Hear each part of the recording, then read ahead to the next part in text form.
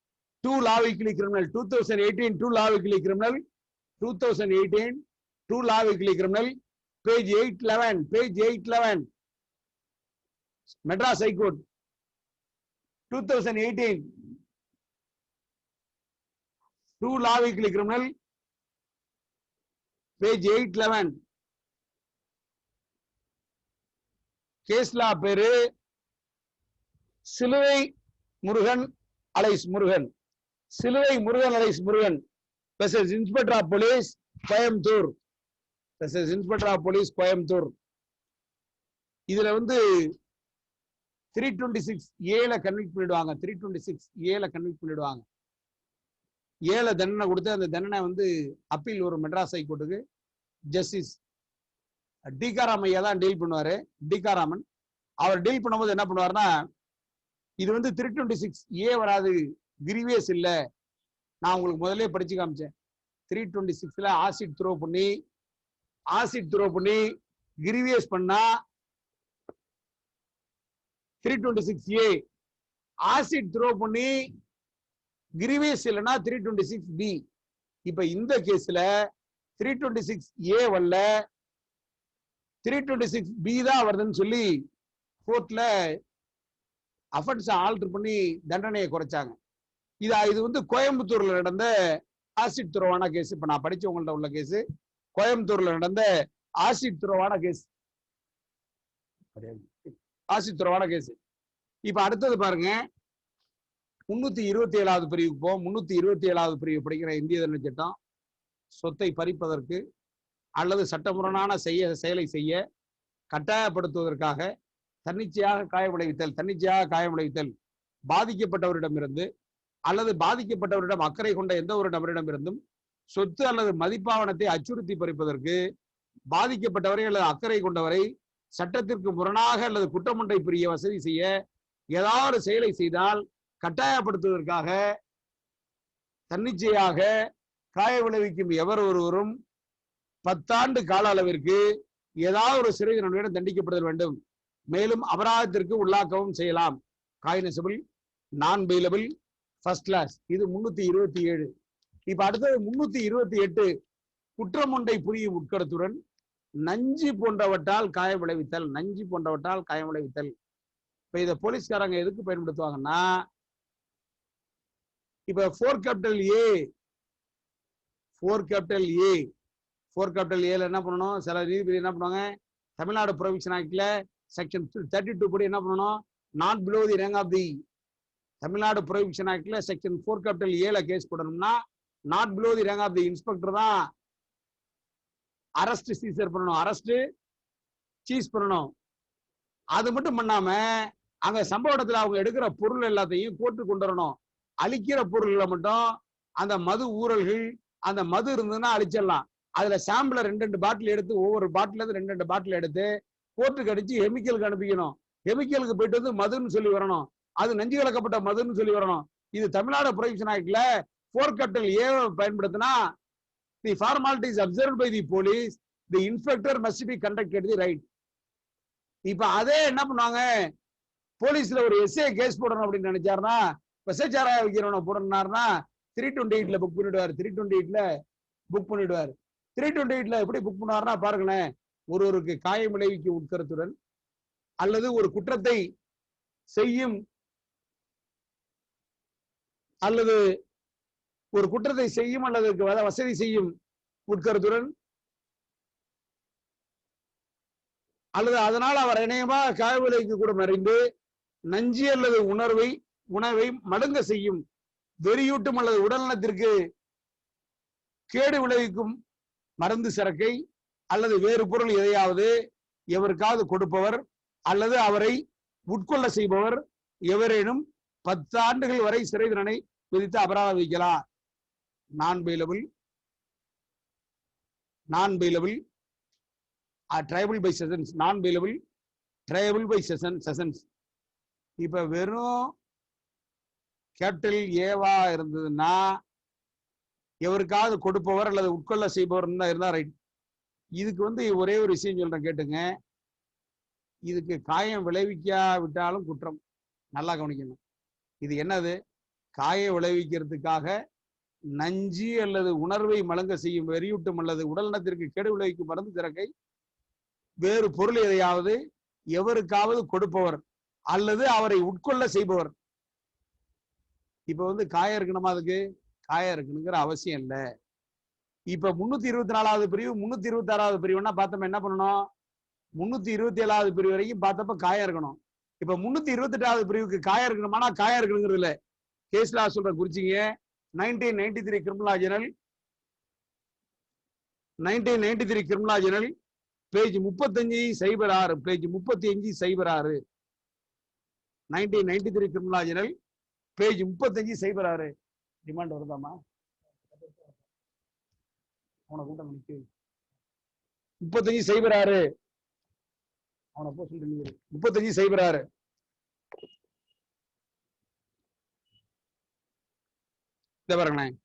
conviction under robbery. Accused while trial 1993 criminal general Madras High Court Xavier Alais Thambi versus Inspector of Police Railway Police Jolarpettai. இதுல வந்து conviction under robbery, accused while traveling with the complainant and his family became friendly with them, made them unconscious by offering poisonous fruitic juice to drink and robbed them of their valuables. Jewelry escaped. Corroborating evidence given by other witnesses. Accused apprehended and being shown by the complainant few days after incident. Recoveries of stolen article made in prison of confession statement made by accused. Accused identified complaints. No inference in order to conviction. The conviction under section 338 is sustainable and 317 is sustainable.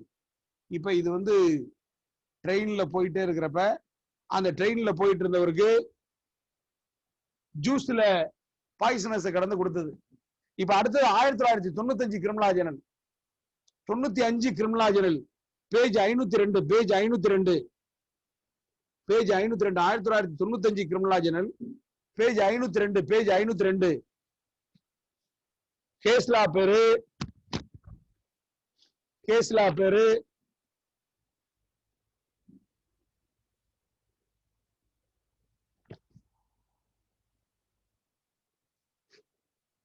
502 Joseph Kurian versus State of Kerala. Joseph Kurian versus State of Kerala. Joseph Kurian versus State of Kerala.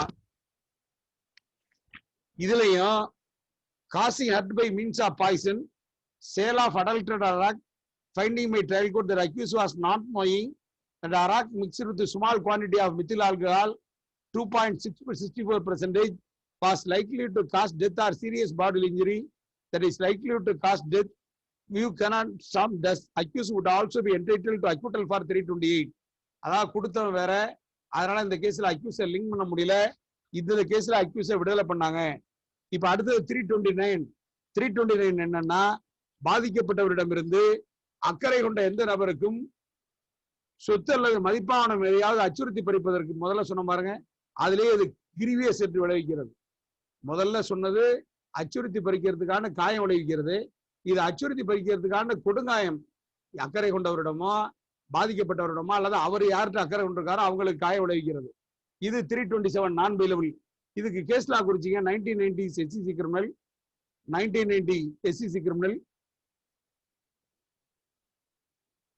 இல்ல நான் சொன்ன இப்ப ruling வந்து முதல்ல சொன்ன தீர்ப்புக்கு முதல்ல சொன்ன ப்ரொவிஷனுக்கு 1990 SEC criminal page 42 Balkar Singh versus state of Punjab. ஜெயில இருக்கான் ஒரு அக்யூஸ். ஒருத்தன் போய் ஜெயில பார்க்க போறான். அவனுக்கு லட்டையும் டீயும் கொடுக்குறான். லட்டையும் டீயும் கொடுத்தோன்னா என்ன பண்ணிடுறான், அவன் மயங்கி விழுறான். அவனை ஆஸ்பத்திரிக்கு கொண்டு போறாங்க. இப்ப அவன் கொடுத்த டீயையும் லட்டையும் சாப்பிட்டதுக்கு அப்புறம் தான் மயங்கி விழுறான். அவனை 328ல ஃபவுண்ட் கில்ட்டின்னு முடிவு பண்றாங்க.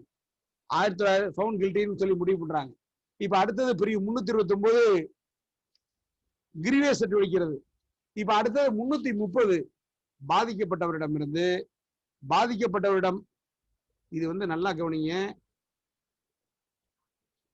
போலீஸ்காரங்களுக்கு நம்ம பிரைவேட் கம்ப்ளைண்ட் போடுறோமே, தயவு செய்து நல்லா வக்கீல் எல்லாம் இதை நல்லா கவனிச்சுக்கணும். இந்த பிரிவை இது நிறைய நல்லா பயன்படுத்தினீங்கன்னா நிறைய யூஸ் ஆகும்.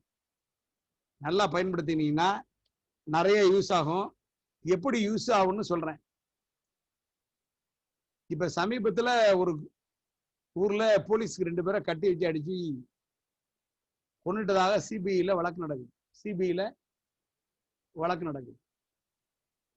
இப்ப நம்ம நிறைய தீர்ப்புகளை எல்லாம் படிச்சு பார்த்தோம்னு வச்சுக்கலாம். நிறைய தீர்ப்புகளை எல்லாம் படிச்சு பார்த்தோம்னா கடைசியில கேஸ் திருநாட்டுக்கு நிக்குமானா திருநாட்டுக்கு நிக்கும். ஏன்னா டார்ச்சரியல், அதாவது கஸ்டடி டெத்ல என்னன்னா இப்ப ரீசெண்டா பொசிஷன் எப்படி மாறுதுன்னா, கஸ்டடியல் டெத்ல 113வது சட்ட கமிஷன் ரிப்போர்ட், ஒரு பெரிய இந்தியாவினுடைய சட்ட கமிஷன் ரிப்போர்ட் 113ல அவசியம் யாராவது இருந்தா நெட்ல எடுத்து படிச்சு பாருங்க. சட்டத்துல திருத்த வேணும்னு சட்ட கமிஷன் சொல்லுது. என்ன சட்ட கமிஷன் சட்டத்துல திருத்த வேணும்னு சொல்லுதுன்னா, காவல் நிலையத்துல கொண்டு போய் ஒருத்தனை வச்சு அடிக்கும் போது, காவல் நிலையத்துல வச்சு அவனை அடிச்சு கொலை செய்யும் போது அங்க என்ன நடந்திருக்குங்கிற விவரம் அக்யூஸுக்கு தான் தெரிஞ்சிருக்கும். நீ எப்படி இந்திய தண்டனை சட்டத்துல 106 லாஸ்ட் சீன் தியரிக்கு வச்சியோ, 106 அக்யூஸுக்கு தான் விவரம் தெரியுங்கிறதுக்கான 106 வச்சியோ, அதே மாதிரி எவிடன்ஸ் ஆக்ட்ல திருத்த வேணும். எவிடன்ஸ் ஆக்ட்ல திருத்த வேணும். பேர்டனை தூக்கி அக்யூஸ் சைட்ல வச்சு ரெப்யூட்டல் பிரசம்ஷனை வச்சிடணும் கஸ்டடியல் டெத்துக்குன்னு நம்ம இந்தியாவினுடைய சட்ட ஆணையம் 113வது ரிப்போர்ட்ல கவர்மெண்ட்டை வற்புறுத்திட்டு இருக்கு.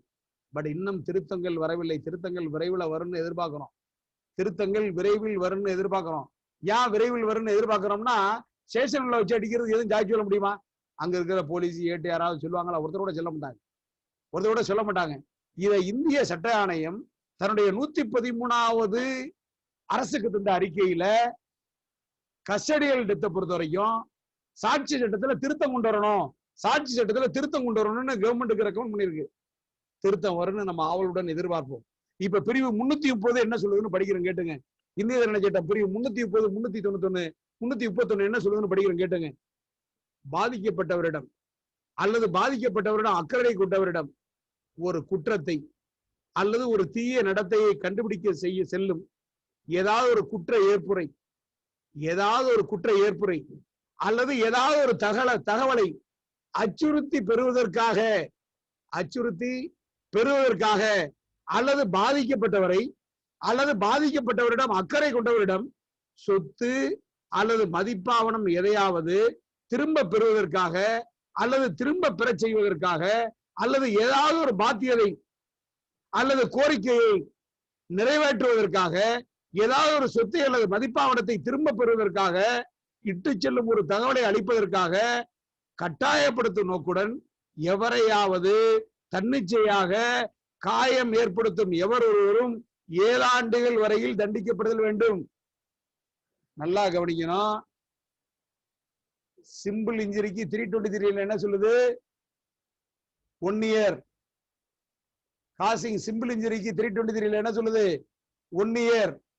Causing simple injury by the police getting confession or getting information from the accused அப்படின்னா 330 மேட் அவுட் ஆயிடும். 330 ஐபிசி மேட் அவுட் ஆயிடும். இப்ப 330 ஐபிசில என்ன தண்டனை? 7 ஆண்டு தண்டனை. 330 ஐபிசில என்ன தண்டனை? 7 ஆண்டு தண்டனை. இப்ப 7 ஆண்டு தண்டனையில ஃபர்ஸ்ட் கிளாஸ் 7 ஆண்டு தண்டனை ஃபர்ஸ்ட் கிளாஸ். இப்ப இல்லுஸ்ட்ரேஷன் படிக்கிறோம் கேட்டுங்க. இப்ப ஃபர்ஸ்ட் இல்லுஸ்ட்ரேஷன் படிக்கிறோம் கேளுங்க. A police officer targer is said. A police officer targer is said in order to induce Z to confess that he committed a crime. நீ ஒரு குற்றத்தை செய்ய ஒத்துக்க அப்படின்னு சொல்லி ஏ என்கிற போலீஸ் ஆபீசர் இசட்ங்கிறவரை டார்ச்சர் செய்கிறார், சித்திரவதை செய்கிறார். இப்ப 330 மேட் அவுட் ஆயிடும். 330 மேட் அவுட் ஆயிடும். நான் சொல்லல, இந்திய தண்டனை சட்டம் பிரிவு 330வதுல இல்லுஸ்ட்ரேஷன் ஏ சொல்லுது. இல்லுஸ்ட்ரேஷன் ஏ சொல்லுது. எனக்கு கூட ஒரு ஆசை, ஏதாவது சிபிஐல சாத்தாங்குளம் கேஸ்ல நம்ம மாதிரி ஆளை ஸ்பெஷல் ப்ராசிக்யூட்டரா போட்டாங்கன்னா கொஞ்சம் பூந்து விளையாடலாம். இப்ப பாருங்களேன். அடுத்தது B. A police officer charges B to induce him. A police officer charges B to induce him to point out where certain stolen property is deposited. A guilty, A is guilty of an offence under the section. நல்லா கவனிக்கணும். நீ வந்து stolon property எங்க வச்சிருக்கடா காமிடான்னு சொல்லி ஏவ police officer torture, ஏங்கிற police officer BA torture பண்ணாருன்னா 330 IBC made out ஆயிடும். 330 ஐபிசி மேட் அவுட் ஆயிடும்.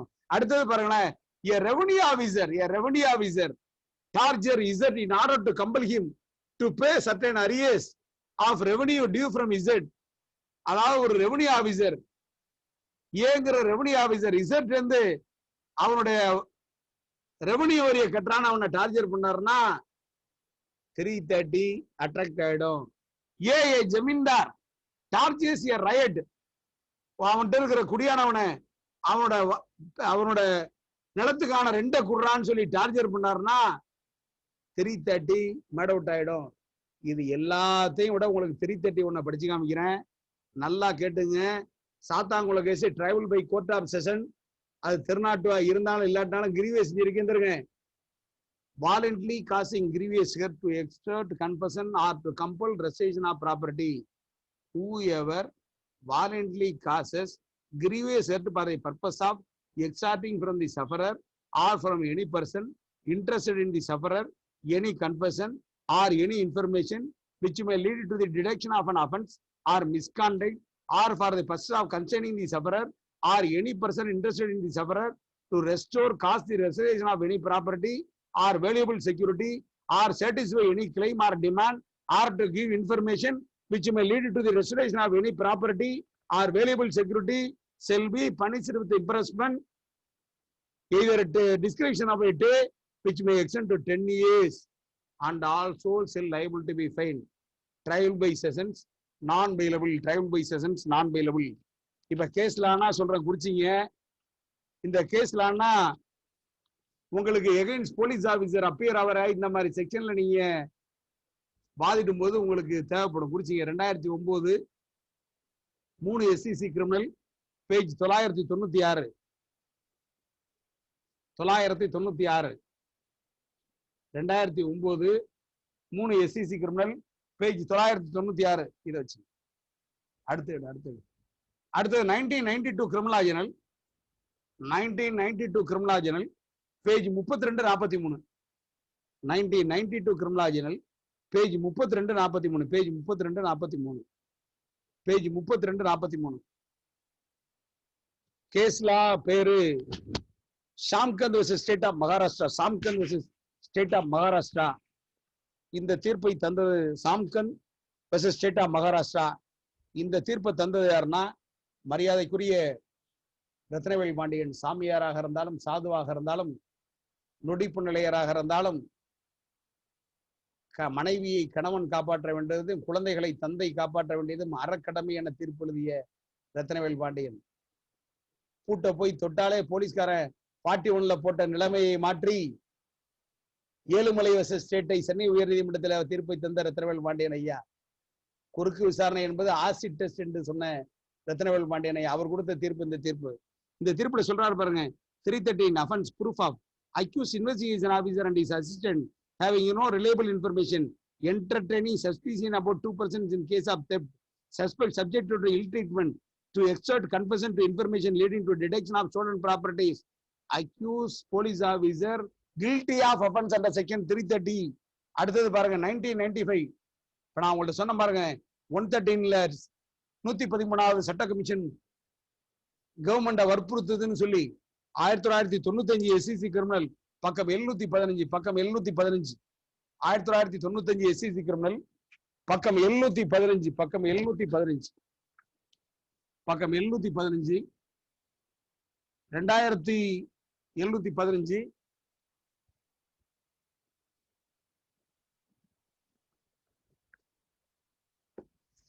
கேஸ்லா பேரு supreme court AS Anandan MK Mukherjee state of Madhya Pradesh versus Shyam Sundar Trivedi and others. இந்த பாருங்க, இந்த கேஸ்ல எப்படி எழுதுறாங்க பாருங்க, நான் படிக்கிறேன் பாருங்க. Rarely in cases of police torture or custodial death, direct ocular evidence of the complicity of the police personnel would be available. Generally speaking, it would be police officer alone.